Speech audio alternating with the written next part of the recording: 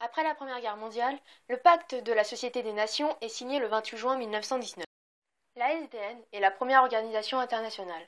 Elle est inspirée des 14 points du président américain Wilson, établissant des principes redéfinissant les relations internationales pour établir une paix durable, comme par exemple à l'incitation à la réduction des armements. La SDN consiste à développer la coopération entre les nations et à garantir la paix et la sûreté. Les souffrances et le nombre très élevé de morts de la Première Guerre mondiale suscitent le désir des populations européennes que ce conflit soit le dernier conflit. Pour elles, il importe d'accepter certaines obligations.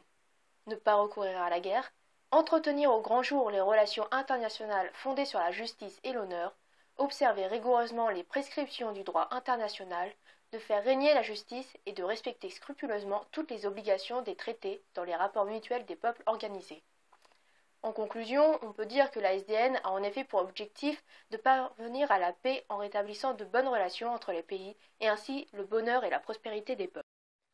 Formée à l'origine de 42 États, elle connaît certaines réussites diplomatiques dans les années 20 et facilite la réconciliation franco-allemande. Les États-Unis, au départ l'un des 5 membres permanents du Conseil de la SDN, quittent la SDN car le Sénat américain refuse de ratifier le traité de Versailles. La SDN, qui ne possède pas de forces armées, dépend des grandes puissances pour faire appliquer ses résolutions. Elle dépend de la volonté d'action de ses membres. L'absence des États-Unis diminue fortement les possibilités d'action de la SDN. Ce document est une caricature du journal anglais Punch du 28 juillet 1920. On peut voir que chaque animal représente symboliquement quelque chose. Il y a toujours un animal plus fort que l'autre. Dans notre document, le serpent est le plus féroce, avec l'inscription International Strife, signifiant troubles internationaux, de l'après-guerre et les différentes tensions ressenties en Europe en 1920, face à un lapin plus faible, représentant la Société des Nations, qui tente de séduire le serpent par son regard intense. La Première Guerre mondiale a causé un bouleversement des États et des frontières européennes. La Société des Nations permet de régler pacifiquement plusieurs conflits frontaliers. Tout d'abord, en établissant des villes libres telles que Fiume, Danzig et Memel sous le contrôle de la SDN, ou encore par l'intervention du traité qui règle le sort de l'Allemagne qui restitue l'Alsace-Lorraine à la France. Il perd également des territoires à l'est et se trouve coupé en deux par le corridor de Danzig donné à la Pologne. Ces traités suscitent cependant des mécontentements chez les vaincus et des tensions territoriales. Certaines sont réglées par des plébiscites organisés par la SDN, mais d'autres sont la cause de guerres notamment entre la Pologne et la Russie et entre la Grèce et la Turquie.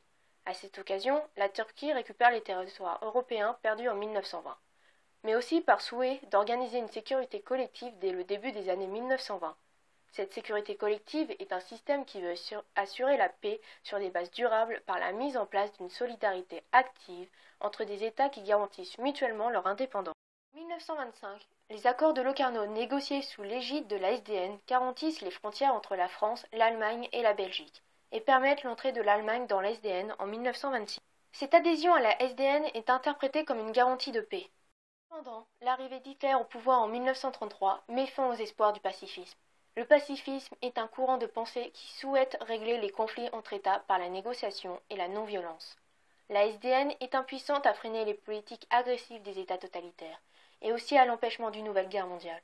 En 1935, l'Italie envahit puis annexe l'Éthiopie. Les sanctions économiques prises par la SDN sont inefficaces. En juin 1936, l'empereur déchu Haïlé Sélassié lance en vain un appel à la tribune de la SDN. À partir du retrait de l'Italie et l'ouverture de la Seconde Guerre mondiale, l'année 1937 signe la chute des membres de la SDN. Celle-ci est remplacée en 1945 par l'Organisation des Nations Unies.